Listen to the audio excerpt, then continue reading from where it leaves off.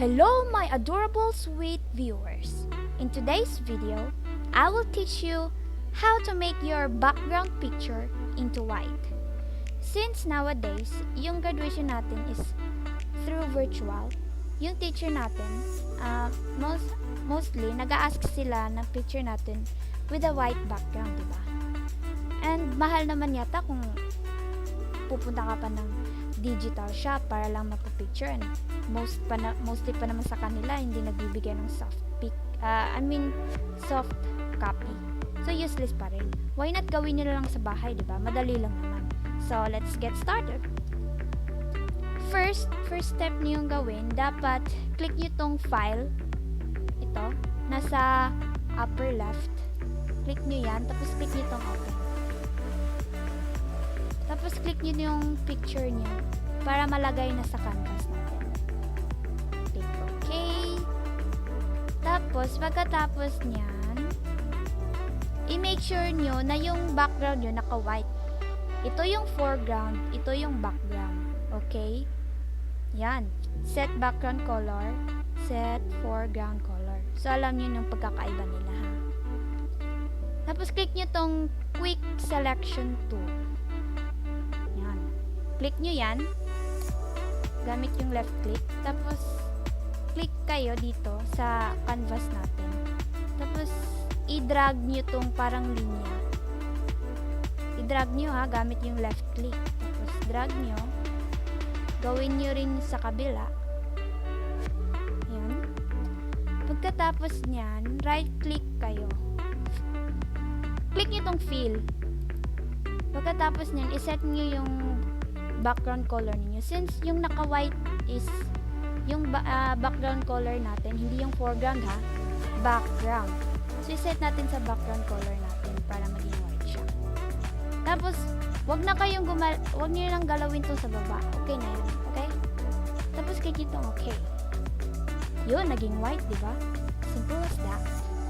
Tapos, para naman hindi rough yung edge ng mukha natin, click kayo, right click kayo ulit, click nyo tong select inverse. Pagkatapos nyo i-click yan, yung mukha nyo naman yung maha-highlight. Yung maha-highlight nga. Tapos right click kayo, click nyo tong refine edge, tapos i-adjust nyo yung edge nya. To, pangit naman kasi tingnan kung ganito yung edge ng mukha nyo. Tapos click nyo dito sa smooth and feather. Siguro naman dapat lagyan natin ng radius, diba?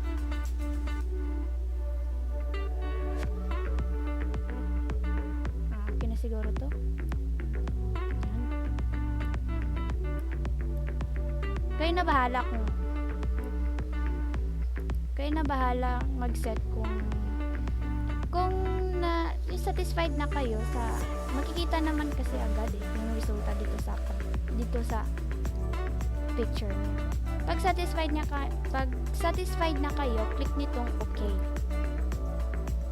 Tapos, para ma-save niyo yung picture, sabay niyo i-click yung Control, Shift, at saka S. Sabay niyo silang pipindutin, okay? Ayun. Pagkatapos yung pindutin yung tatlo, may lalabas na ganito. I-make sure nyo lang, ha, na naka-JPEG yung format niya, ha. Ito. Tapos, pangalan ng picture nyo. Since Liza JPG yung nakalagay dito, iibahin natin yung pangalan. Lagyan natin ng done. Tapos, click itong save. Tapos, click nyo ulit itong okay. Dapat wag niyong galawin to, ha. Click niyo lang yung okay. Ayun, na-save na natin. Tingnan nga natin yung trabaho natin.